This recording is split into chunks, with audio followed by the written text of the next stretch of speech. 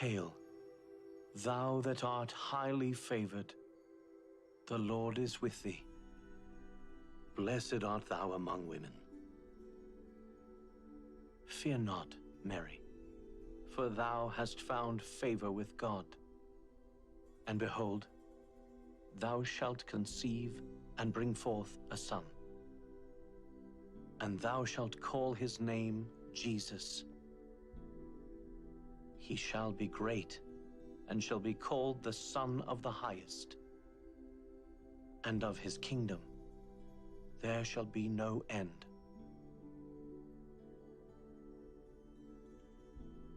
How shall this be, seeing that I know not a man? The Holy Ghost shall come upon thee, and the power of the Highest shall overshadow thee. Therefore, also that holy child, which shall be born of thee, shall be called the Son of God.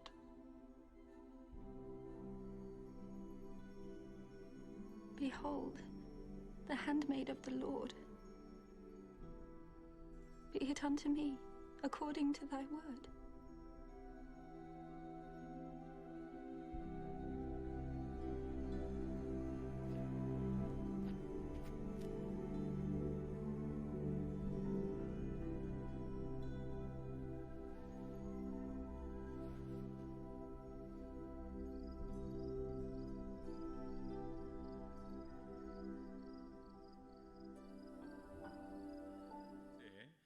아홉 번째 날을 맞이합니다.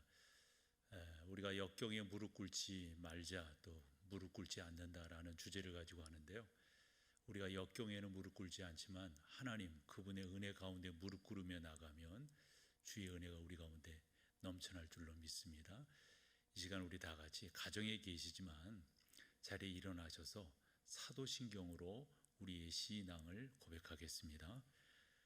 전능하사 천지를 만드신 하나님 아버지를 내가 믿사오며 그 외아들 우리 주 예수 그리스도를 믿사오니 이는 성령으로 잉태하사 동정녀 마리아에게 나시고 본디오 빌라도에게 고난을 받으사 십자가에 못 박혀 죽으시고 장사한 지 사흘 만에 죽은 자 가운데서 다시 살아나시며 하늘에 오르사 전능하신 하나님 우편에 앉아 계시다가 저리로서 산자와 죽은 자를 심판하러 오시리라. 성령을 믿사오며 거룩한 공회와 성도가 서로 교통하는 것과 죄를 사하여 주시는 것과 몸이 다시 사는 것과 영원히 사는 것을 믿사옵나이다. 아멘. 이제 앉아 주십시오. 오늘 나눌 주제는 예수님께서 이 땅에 오신 목적에 대해서 여러분들과 오늘 나누도록 하는데, 본문 말씀은 마태복음 1장 18절에서 25절까지입니다. 성경을 펼쳐 주십시오. 마태복음 1장 18절에서 25절까지의 말씀을 오늘 본문 말씀으로 봅니다. 예수 그리스도의 나심은 이러하니라. 그의 어머니 마리아가 요셉과 약혼하고 동거하기 전에 성령으로 잉태된 것이 나타났더니 그의 남편 요셉은 의로운 사람이라. 그를 드러내지 아니하고 가만히 끊고자 하여 이 일을 생각할 때에 주의 사자가 현몽하여 이르되 다윗의 자손 요셉아 내 아내 마리아 데려오기를 무서워하지 말라. 그에게 잉태된 자는 성령으로 된 것이라. 아들을 낳으리니 이름을 예수라 하라. 이는 그가 자기 백성을 그들의 죄에서 구원할 자이심이라 하니라.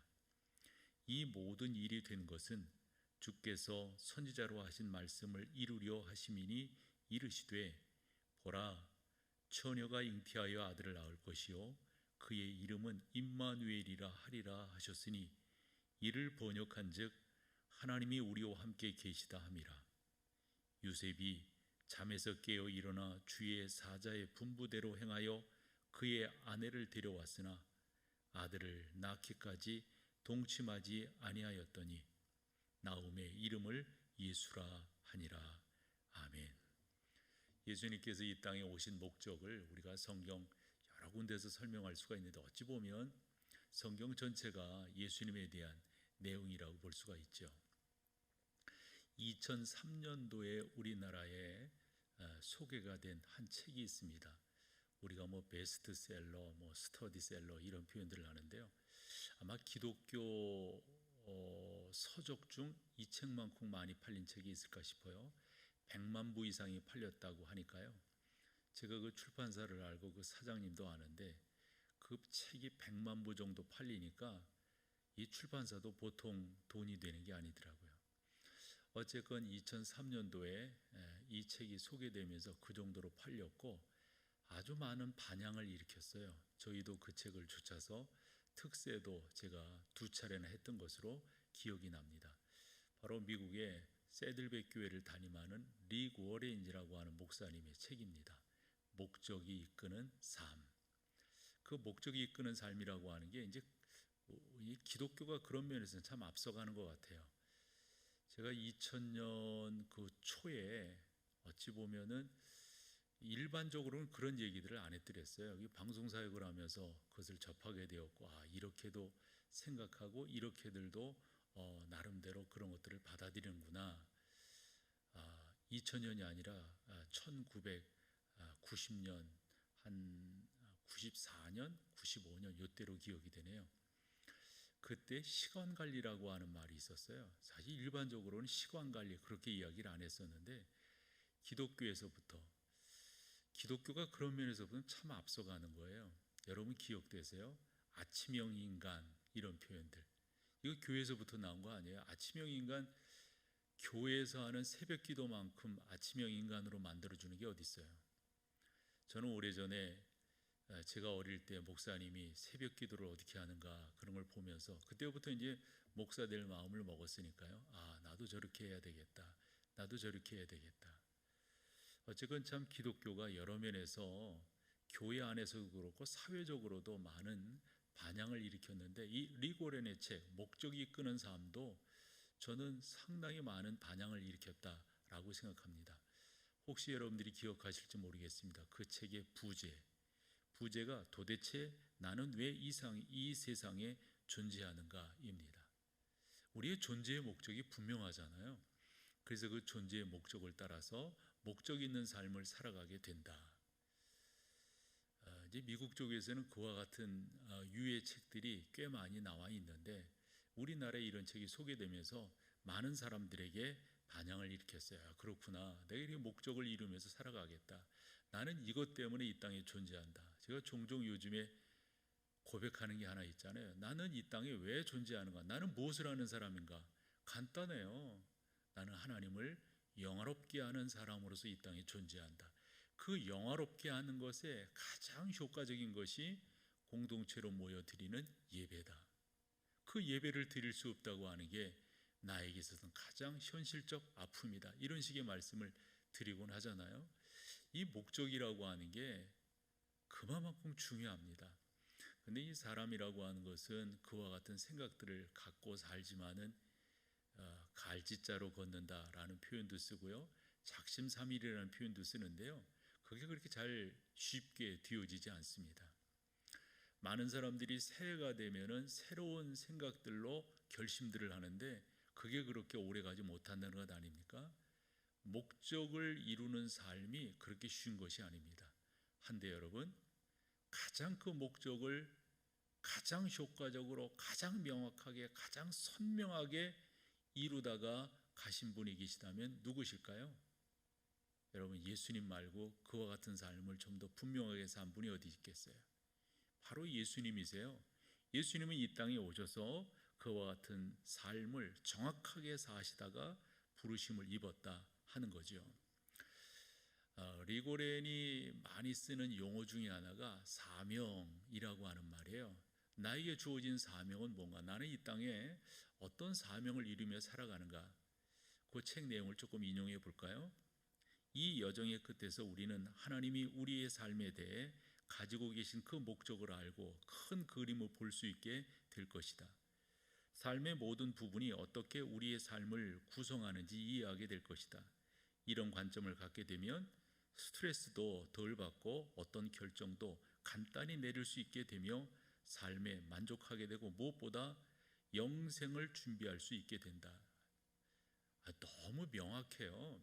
그래서 저는 특별히 이 미주 쪽, 이 유럽 쪽 사람들보다도 이 미주 쪽 사람들의 그 생각을 보면 제가 깨닫게 되는 것은 선명해요. 선명. 이렇게 뭐 복잡하지도 않고요. 뭐 꾸민 것도 덜하고 간단하잖아요. 아니 우리가 목적을 분명하게 짚고 살아가면 스트레스를 덜 받게 된다. 당연하죠. 결정하는데 고민이 없어요. 왜냐하면 분명한 목적이 딱 있으니까. 더불어서 여러분, 이와 같은 삶은 나를 상당히 효과적으로 만들어줍니다. 다시 이런 삶을 산 분이 계시다고 한다면, 가장 효과적으로 산 분이 계시다고 한다면 예수님 말고 또 다른 이야기를 할 수 있을까요? 예수님이 이 땅에 오셔서 늘 말씀하셨어요. 나는 아버지의 뜻을 이룬다. 그 아버지의 뜻이 뭐겠어요?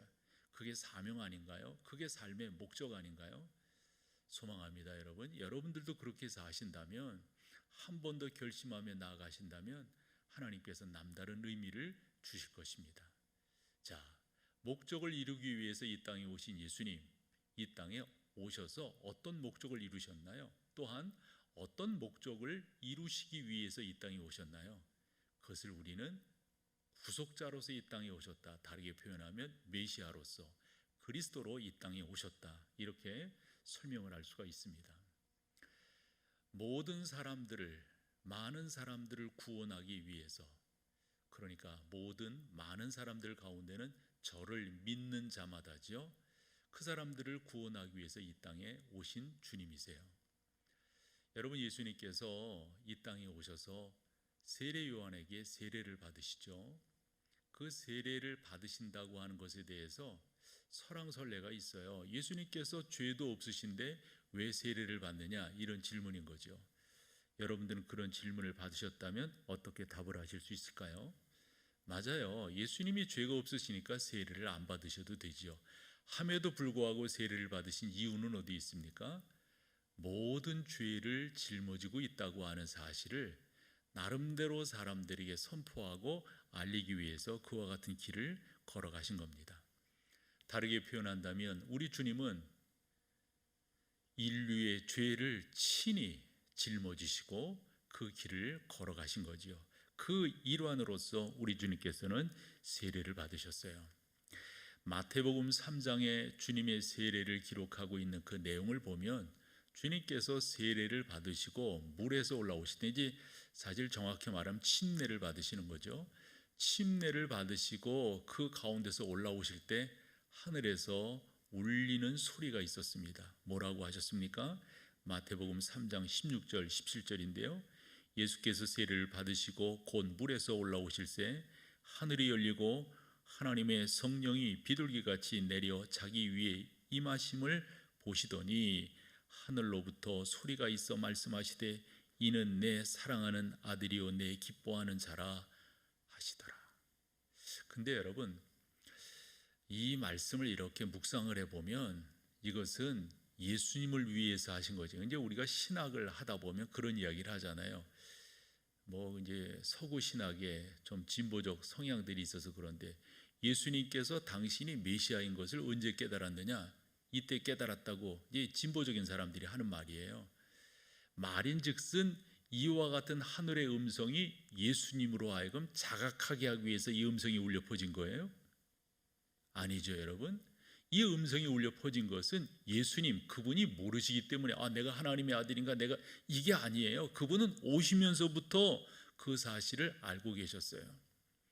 우리 주님 어리셨을 때 유월절 제사를 위해서 성전에 가셨다가 부모님과 길이 어긋난 적이 있었죠.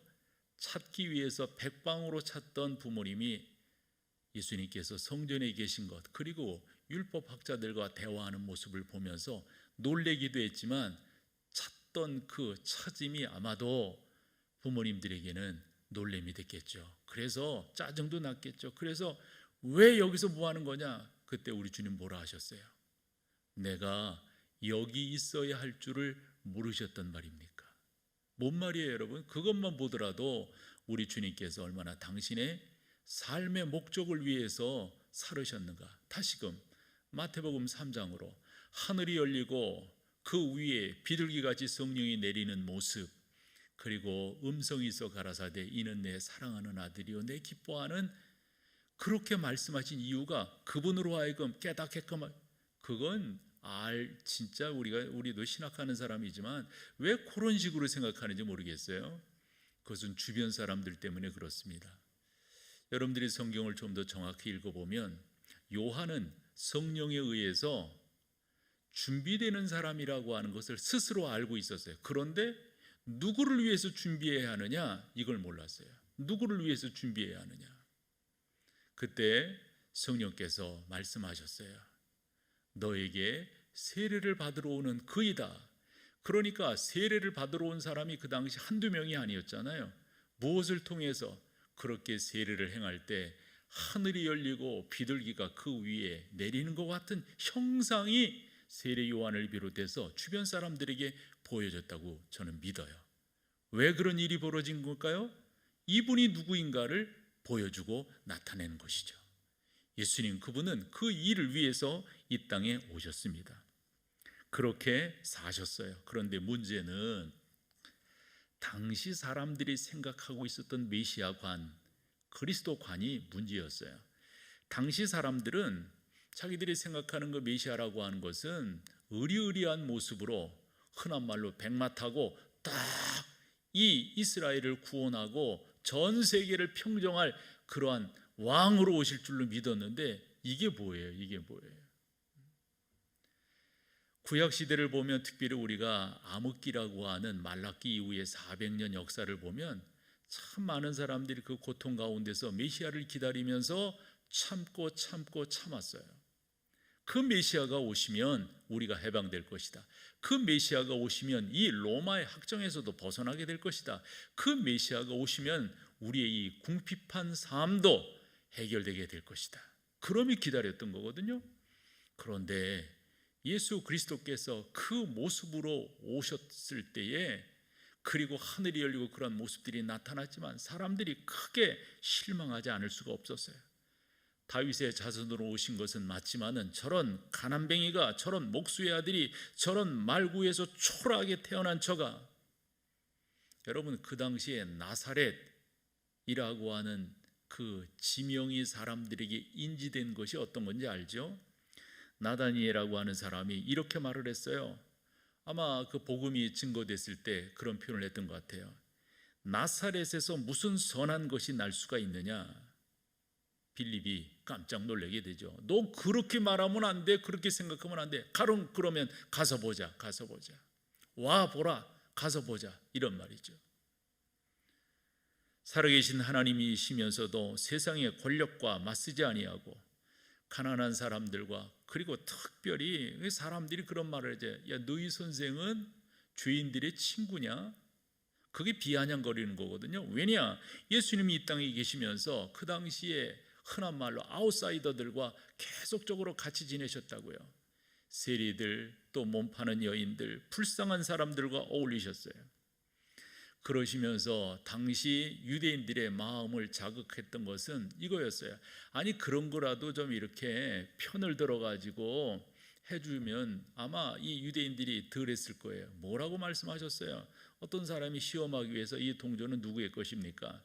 시험하는 것을 우리 주님 다 아셨지요. 그러시면서 말씀하시기를 뭐라고요? 가이사의 것은 가이사에게, 하나님의 것은 속 시원하지가 않아요. 그들 편에서 보면은.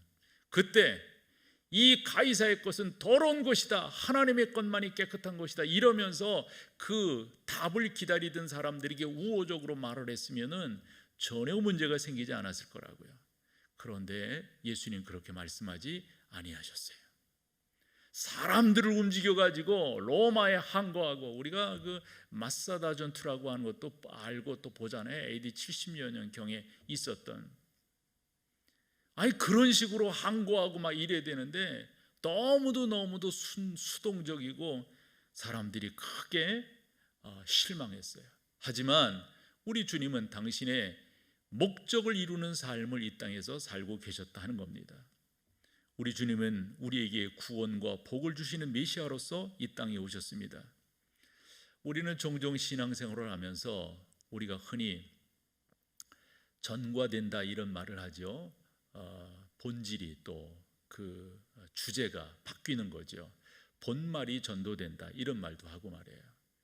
신앙생활의 목적은 뭐예요? 죄송하지만 늘상 그 말씀 여러분들과 나누어요. 마태복음 6장 33절. 너희는 먼저, 우리가 뭐를 먼저 어떻게 해야 되는 겁니까? 그의 나라와 그의 의를 구해야 됩니다. 그리하면 그렇게 살 때 이 모든 것, 그것은 이방 사람들이 구하는 것이거든요. 우리가 먹고 사는 데 필요한 거예요. 말인즉슨 지금도 신앙생활을 하면서 본말이 전도된 경우들을 적지 않게 봅니다. 어느 분은 건강을 위해서 신앙생활한대요. 어느 분은 마음의 평안을 위해서 신앙생활한대요. 어느 분은 자녀들 잘 되라고. 그 뭐 부모 입장에서 기도 안 할 수가 없지요. 저도 자녀들을 키우다 보면 그런 기도가 저절로 나오죠. 잘 되기를 소망하죠. 그런데 여러분, 신앙생활의 목적이 그거야 되겠습니까? 우리 어릴 때 그런 얘기 많이 했어요. 남편들 출세하기 위해서 아내들이여 오셔서 기도하십시오. 새벽제단 쌓으세요. 무슨 금식기도, 죄송하지만 새벽제단 쌓고 금식기도하는 그 목적이 그것이어야 되겠어요? 우리 하나님께서 우리 가운데 어떠한 은혜를 주셨고 그 은혜 가운데 나의 삶의 목적이 뭔가, 나는 무엇을 위해서 살고 있는가, 이것이 선명하지 않으니까 그와 같은 이야기들을 하더란 말이죠. 한데 우리 주님은 정확하셨어요. 이 땅에 오셔서 사람들이 그런 이야기도 하고, 특별히 그 동생들이 한 말이 기억이 나는데, 제가 그 마가복음 몇 장인지 지금 기억은 안 나지만, 형, 많은 사람들이 따르니까 이런 식으로 이야기하는 거. 아니 형, 보니까 사람들이 많이 따르는데 우리 속담으로 사람은 나서 서울로 말은 제주로, 그러듯이 아니 출세하려면 예루살렘으로 가야지 시골 구석에 백해 있으면 되겠느냐고. 우리 주님은 그것을 위해서 오신 것이 아니기 때문에 그렇게 말하는 동생들의 말을 뿌리치고 예루살렘으로 올라가지 않으셨어요. 나중에는 올라가셨지만.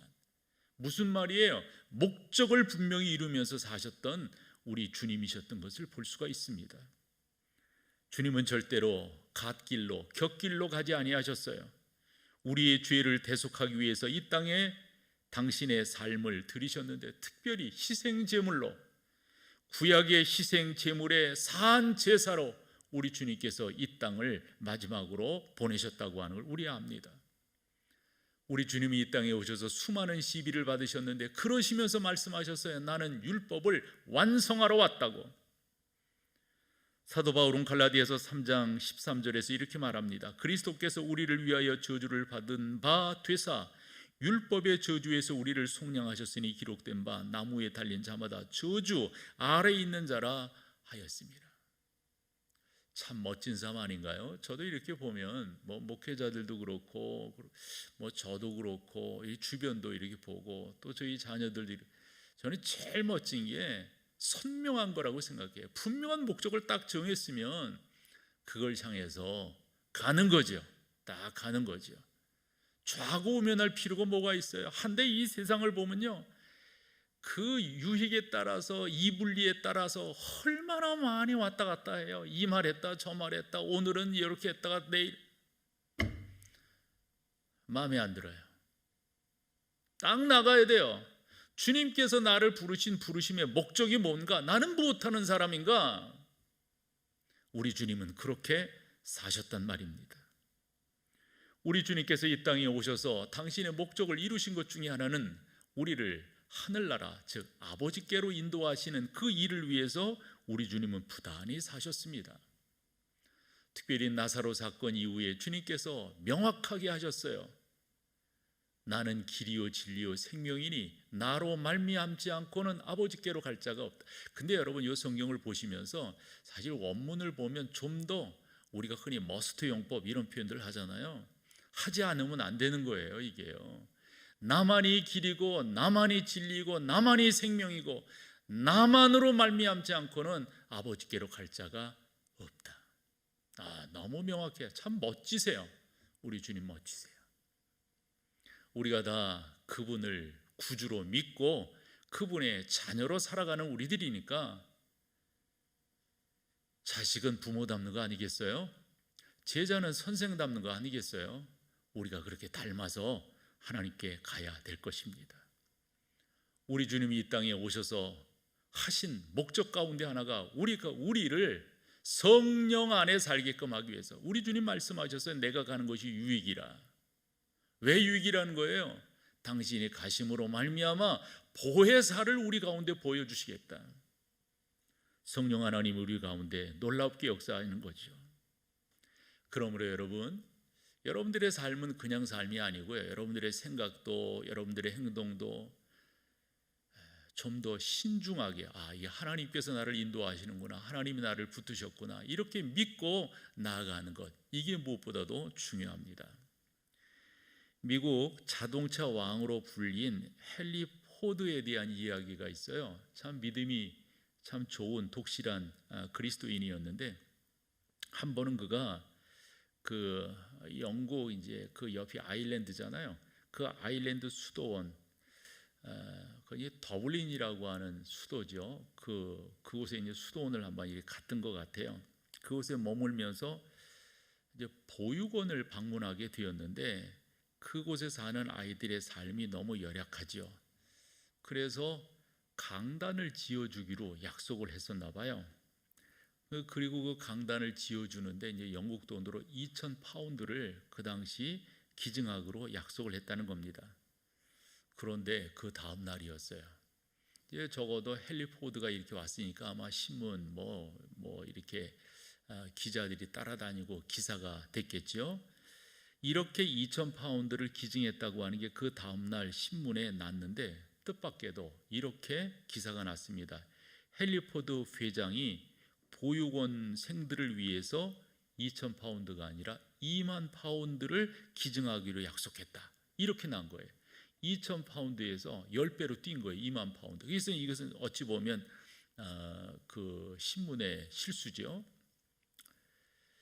이 보육원 측에서 그 기사를 보고 이 헨리 포드 회장에게 정중하게 사과를 하는 거예요. 사실은 여차했는데 신문사에서 이렇게 실수를 한 것 같다고. 그러면서 우리가 신문사에 이야기를 해서 정정 보도를 하도록 하겠다고 요청을 하겠다고. 그때 헨리 포드가 웃으면서 이렇게 멋진 말을 했습니다. 그러지 마십시오. 그렇게 되지도 않을 겁니다. 다 하나님의 뜻이 아니겠습니까? 제가 18,000파운드를 더 기증을 하겠습니다. 그리고 그 대신 보육원 강당이 완공이 되면 그 입구에 이렇게 글을 써주세요 하면서 이런 말을 했어요. 헨리 포드의 뜻이 아니고 하나님의 뜻에 따라 드려진 헌금으로 지어진 강단. 당신은 2,000파운드 했는데 2만 파운드 했다고 이 신문이 잘못된데, 그것을 그냥 받지 않은, 이것도 하나님이 이 가운데 뜻이 계시구나. 그래서 그 나머지 18,000파운드를 그 보육원에 다시금 기증하면서 이렇게 써달라 했다는 거 아니겠습니까? 자, 오늘 여러분들과 나눈 주제는 그거입니다. 우리 주님은 이 땅에 그냥 오신 것이 아니라 목적을 위해서 오셨다. 그 목적을 하나하나 이루어 나가시는 주님이신 것을 여러분들과 나누었어요. 사랑하는 성도 여러분, 여러분들이 이 세상을 살아가시면서 여러분들이 세우신 목적은 뭔가요? 그것이 하나님의 영광을 올려드리는, 또한 하나님의 영광에 부합된 목적으로 살아가시나요? 절대적이라는 표현을 제가 종종 쓰는데요, 절대적이라고 생각합니다. 우리는 하나님의 영광을 위해서 부르심을 입었어요. 그렇죠. 우리 안에도 참 오만 생각들, 옳지 못함들이 꽤 일어나고 나타나죠. 잠재워야 되겠어요. 딱 그 잠재우는 방법은 여러분 다 아시잖아요. 기도만큼 중요한 게 없어요. 기도하셔야 그런 것들이 잠재워집니다. 거짓되고 더럽고 속된 것들은 다 우리가 이 세상 아직도 완전한 세상이 아닌 곳에 살기 때문에 딱 잠재우고 기도하시자고요. 하나님, 우리 가운데 하나님의 뜻을 이루며 살아갈 수 있도록 도와주십시오. 이와 같은 은혜가 오늘도 여러분 가운데 충만하셔서 환경에, 역경에 무릎 꿇지 마시고 하나님 앞에 무릎 꿇어 목적을 이루어 나가는 귀한 여러분 다 되시기를 소망합니다. 우리 함께 찬양하겠습니다. 우리 보좌 앞에 모였네 라고 하는 찬양입니다.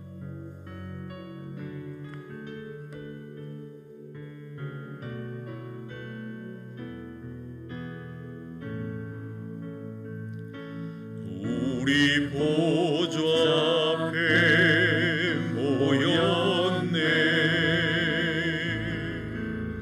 함께 주를 찬양하며 하나님의 사랑 그 아들 주셨네.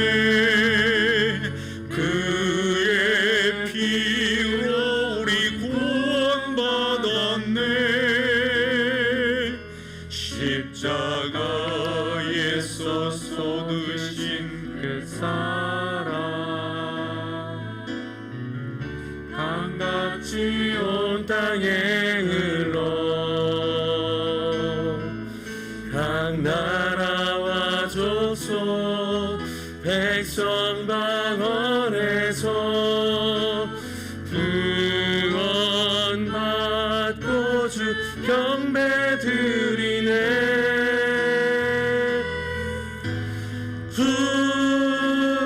구원하심이 보좌에 앉으신 우리 하나님과 어린 양께 있도다. 구원하심이 보좌에 앉으신 우리 하나님과 어린 양께 구원하심이 주님께 있음을 찬양합니다. 구원하심이 보좌에 앉으신 우리 하나님과 어린 양께 있도다. 구원하심이 보좌에 앉으신 우리 하나님과 어린 양께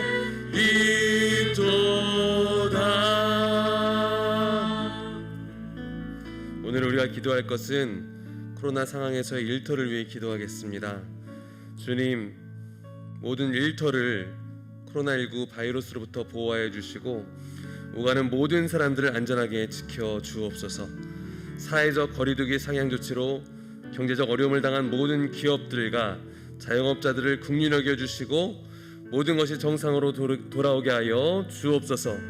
일할 수 있는 것이 은혜임을 깨달아 불평과 원망을 그치고 감사하며 오늘 하루도 승리케 하여 주옵소서. 우리 두 손을 높들고 주여 한번 크게 치며 각자의 자리에서 기도하며 나아갑시다. 기도합니다. 주여,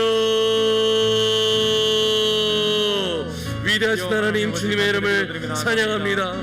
코로나19의 상황 속에서도 우리 일터를 보호하시는 분은 하나님과 우리 주 하나님이신 줄 믿습니다. 모든 일터를 주님의 손에 맡겨드립니다. 오가는 모든 사람들을 안전하게 지켜주시고 하나님 일터 가운데 하나님의 나라 이루어질 수 있도록 복 내려 주옵소서. 사회적 거리두기로 인하여 경제적 어려움을 당한 모든 기업들과 자영업자들을 긍휼히 여겨주시고 모든 성도들의 삶 가운데 하나의 평강의 은혜를 도와서 승리를 누릴 수 있도록 인도하여 주시기를 간절히 소원합니다.